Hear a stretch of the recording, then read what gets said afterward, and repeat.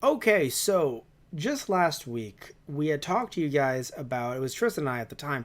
We talked to you guys about a Chrome extension that allowed you to reinsert Evangelion's ending theme, Fly Me to the Moon, into Netflix's version. So I love these because they're little like funny fan things that you can do just to kind of enhance or change the experience up in some way or another. This case though, a fan made a Firefox extension that allows you to put the original names to stands back in JoJo's Bizarre Adventure Part 5. How funny is this? So apparently, so if you guys don't know the whole situation, due to certain copyright waters that are muddied because music corporations sometimes get very litigious when go to court a lot. So because of these situations, you have a situation here with everything that because looking at JoJo, it's not just part 5 or part 4. Really, every part has some sort of reference to a musician in some way or another. But specifically, part 4 and 5 get really like heavy with them. So because of that, the U.S. company, in this case looking at Viz, has changed a lot of names. Now, if you're wondering what names they've changed in particular, they've changed just a few examples. They've changed Sticky Fingers, which is a Rolling Stones album, into Zipper Man. I like when the changes are good, like when the changes actually make sense in some way or another. Looking back to part 1, ACDC became ACDC. Literally, AC/DC became EYS, I think like IS or something. So I like when they do stuff like that. Tony Montana, I forgot. Montana became Santana, I think, or something like that. So they've done some interesting ones. No, I'm sorry, Tony Santana. I'm thinking of Scarface. No, but jumping back to ones that have been changed in part 5, though, as the article has down below, we have Purple Haze, which is a Jimi Hendrix song, becoming Purple Smoke, Moody Blues, which is a band, becoming Moody Jazz, and of course Aerosmith, you guys know Aerosmith, becoming Lowell Bomber, and Sex Pistols becoming Six Pistols, which sounds like a way like are you listening to the Sex Pistols up there? No, Mom, I'm listening to Six Pistols. Which is the pistols is still there, but either way. So anyway, so yes, with this browser extension, again, only for Firefox, you can actually change all of the names back to their original ones in the subs. So obviously, it would be funny if the dub could be changed. Like you just having some random person just being like, oh no, it's the Sex Pistols. Just getting dubbed over. But this is, of course, a change in subtitles.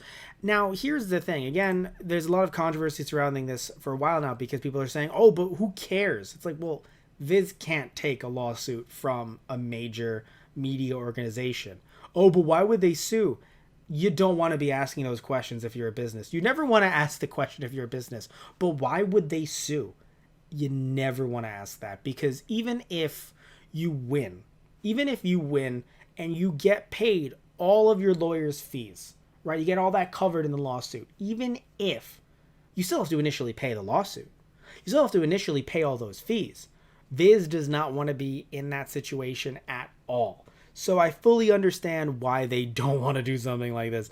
But either way, though, with these changes, of course, with Viz/Warner Brothers, Warner Brothers Japan, people are frustrated. So I think that this Chrome extension coming out is actually a Chrome. I keep on thinking it's a Chrome extension. This Firefox extension is coming out. Pretty cool. And interestingly enough, the person who created it actually described it like this. So they wrote, for copyright reasons, Crunchyroll has to change the stand names in their subtitles for the show JoJo's Bizarre Adventure, removing any references to the multitude of bands and songs from the script. The plugin re-adds those references. Please note that by using this add-on, Warner Japan and Hirohiko Araki Sensei will get a bit angry with you, so use it at your own risk. Now, some people might be confused by that last part. Like, why would Araki actually be upset about someone, changing this in any way? Well, so here's the thing, guys. So when it comes to stuff in Japan versus media in Japan versus media in the U.S., usually let's say a comic book creator. So comparing comic books to manga. Comic book creator will sign on the dotted line and basically they've taken your soul. Whoever you sold the movie rights to now officially have your soul. If you think that art is a part of you, they now own a part of you. Welcome to capitalism. Now, the difference in manga is that there's actually even if someone signs certain licenses and rights away, there still is a heavy emphasis in the culture around the artist getting their not only their share, but their fair say. Now, again, sometimes it doesn't really relate to money in their fair share, and there has been lawsuits about that and stuff like that in the industry. But when it comes to their say in this, you actually have a lot of influence to a certain extent as a manga creator. So Araki is sitting here and is like, oh, so we have to change the names, but I actually get paid for this. Well, I get compensated. This comes back to me, and also my anime and my manga get to come out in the U.S. and people get to read them abroad, and everyone loves my work, and I get, maybe he gets letters from the U.S. I don't know, stuff like that. But still, when you have all of that coming to you, yes, Araki is being asked about this. Like, I think some people are assuming that Araki is getting paid like a shiny nickel. Philip is getting paid a shiny Philip, and he's being told to just kind of go away, shoo. Like, no, that's not happening. He's getting good money through royalties, good money through licensing agreements, and he's being asked about all of this first. So he is in on this. If you don't like this, okay, but you also don't like his decision as well.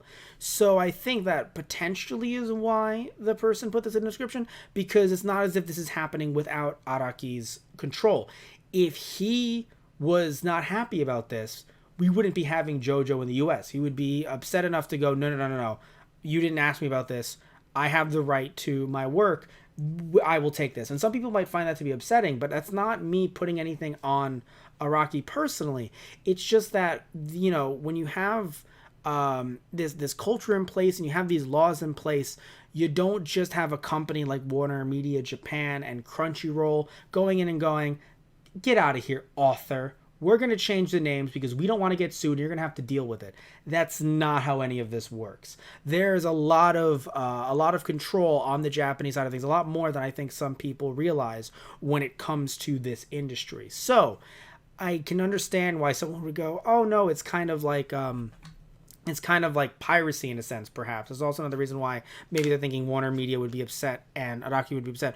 Or perhaps, again, I'm just purely speculating, the creator of this is thinking, if they get wind of this, like, Warner Media and Araki, and then a media publisher, like a music company or whatever, a record label, that's the word I'm looking for, a record label, sees this, maybe they're worried about a potential lawsuit. I disagree there. I don't want to go that far, but again, pure speculation on my end. Still though, as we're wrapping this one up, I want to ask you guys either in the chat or in the YouTube comments section down below what you think about this, because I thought after everything we just talked about, this would be a nice, calm, kind of fun story to talk about, just something a fan created, just to be a bit more relaxed after the KyoAni stuff and the Fire Force stuff. I thought we'd be able to just kind of relax with this. I don't know if you guys heard some of the crackling from the bottle of water I just drank. So that's ASMR. We're calming things down here, doing some ASMR.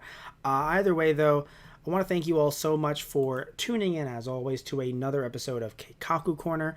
If you're watching this on Twitch, please follow us. If you're actually listening to this through our Patreon, TG Productions, patreon.com/TG Productions, thank you all so much for supporting us and helping us be us.